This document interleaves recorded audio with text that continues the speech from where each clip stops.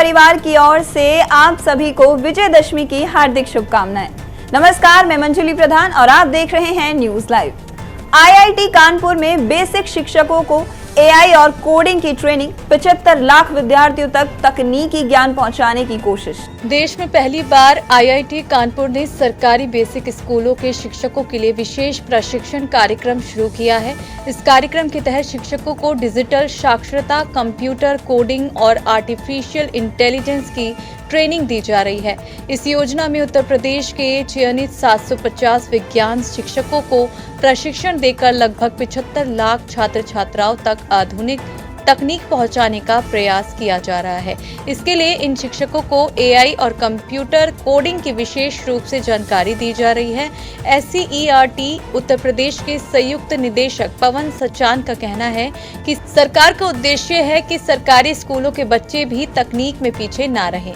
वहीं आईआईटी कानपुर के professor J Ram Kumar ने कहा कि यह प्रोग्राम बच्चों की पढ़ाई को आसान और आधुनिक बनाएगा। बच्चे सिर्फ किताबों तक सीमित नहीं रहेंगे बल्कि कंप्यूटर और डिजिटल दुनिया को भी समझ सकेंगे। यह पहल उत्तर प्रदेश को डिजिटल शिक्षा में अग्रणी राज्य बना सकती है।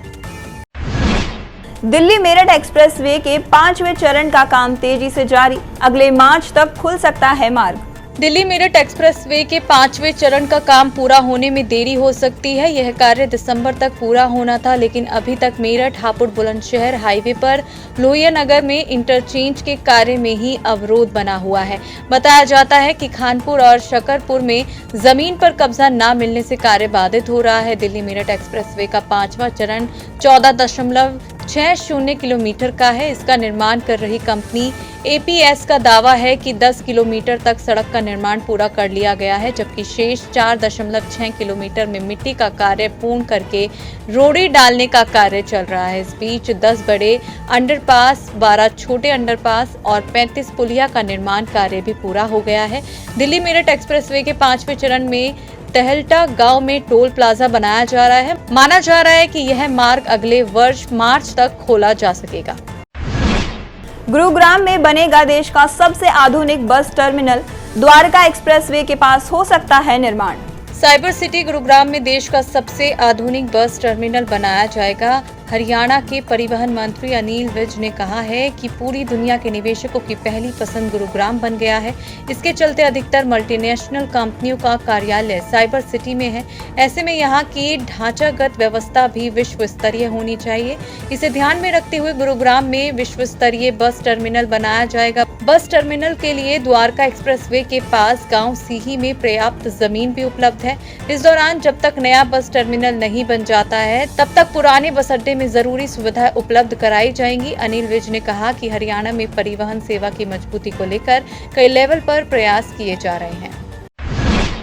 देश में थिएटर कमांड को लेकर तैयारियां तेज, त्रिसेवा शिक्षा कोर के साथ संयुक्त सैन्य स्टेशनों पर जोर।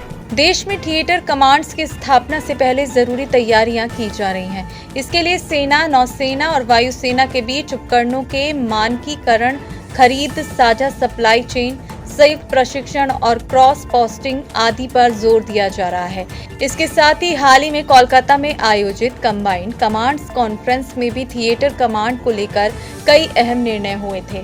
इनमें प्रमुख रूप से एकीकृत त्रिसेवा शिक्षा कोर का गठन और पहले चरण में तिरुवनंतपुरम, विशाखापट्टनम और गांधीनगर में 3 संयुक्त सैन्य स्टेशन स्थापित करना शामिल है। इंडियन एक्सप्रेस की रिपोर्ट के अनुसार तीनों सेनाएं एक दूसरे की क्षमताओं और चुनौतियों को बेहतर ढंग से समझने की दिशा में तेजी से काम कर रही हैं, जिससे किसी भी सैन्य अभियान की योजना की शुरुआत से ही त्रिसेवा आवश्यकताओं को शामिल किया जा सके। हालांकि थिएटर कमांड की संरचना को लेकर अभी तक तीनों सेनाओं के बीच सहमति नहीं बन सकी है। भारत पाकिस्तान के बीच मैदानी जंग का दूसरा चरण 5 को। अब महिला वर्ल्ड कप में भिड़ेंगी दोनों टीमें। एशिया कप के बाद अब क्रिकेट फैंस की नजर आईसीसी महिला वनडे वर्ल्ड कप पर है, जिसमें एक बार फिर भारत और पाकिस्तान के बीच बड़ा मुकाबला होना है। अभी एशिया कप में फाइनल समेत 3 मुकाबलों में टीम इंडिया ने पाकिस्तान को धूल चटाई है और अब बारी 5 अक्टूबर की है, जब महिला क्रिकेट टीम पाकिस्तान को शिकस्त देने के लिए मैदान पर उतरेगी। भारत पाकिस्तान की महिला टीमों के बीच ये मैच श्रीलंका के कोलंबो स्थित प्रेमदासा स्टेडियम में खेला जाएगा। वहीं ऑस्ट्रेलिया की टीम ने सबसे ज्यादा ज्यादा 7 बार महिला वर्ल्ड कप का खिताब जीता है, जबकि भारतीय टीम अब तक हुए 12 मुकाबलों में महज 2 बार 2013 और 2017 में फाइनल में पहुंची थी, लेकिन कप कभी नहीं जीत सकी है। ऐसे में इस बार भारतीय टीम के लिए महिला वर्ल्ड कप जीतने का शानदार मौका है। महिला वनडे विश्व कप का फाइनल मैच 2 नवंबर को खेला जाएगा। फिल्म द ताज स्टोरी पर उठे सवालों का परेश रावल ने दिया जवाब, फिल्म देखकर ही बनाए राय। बॉलीवुड के दिग्गज एक्टर परेश रावल इन दिनों अपनी फिल्म द ताज स्टोरी को लेकर सुर्खियों में है। हालांकि सीरीज से पहले ही इस फिल्म को लेकर विवाद शुरू हो गया है। इस बीच एक्टर परेश रावल ने सोशल मीडिया पोस्ट में लिखा कि दुनिया के सबसे खूबसूरत अजूबे के पीछे का सच अब सामने आने वाला है। इसके साथ ही यह भी कहा जा रहा है कि फिल्म द ताज स्टोरी के मेकर्स का कहना है कि यह फिल्म किसी भी धार्मिक मुद्दे से संबंधित नहीं है। यह फिल्म केवल ऐतिहासिक तथ्यों पर केंद्रित है। ऐसे में हम आपसे अनुरोध करते हैं कि आप फिल्म देखें और उसके बाद अपनी राय बनाएं। फिल्म द ताज स्टोरी में परेश रावल के अलावा जाकिर हुसैन, अमृता खान विलकर, स्नेहा बाग और नमित दास जैसे कलाकार प्रमुख भूमिका में नजर आएंगे। इस फिल्म को तुषार अमरीश गोयल ने लिखा है और डायरेक्ट किया है। फिल्म आगामी 31 अक्टूबर को सिनेमाघरों में रिलीज होगी। आज के लिए बस इतना ही। कल फिर मिलेंगे देश दुनिया की नई जानकारियों के साथ। तब तक के लिए देखते रहिए और सब्सक्राइब करिए IIMT मीडिया।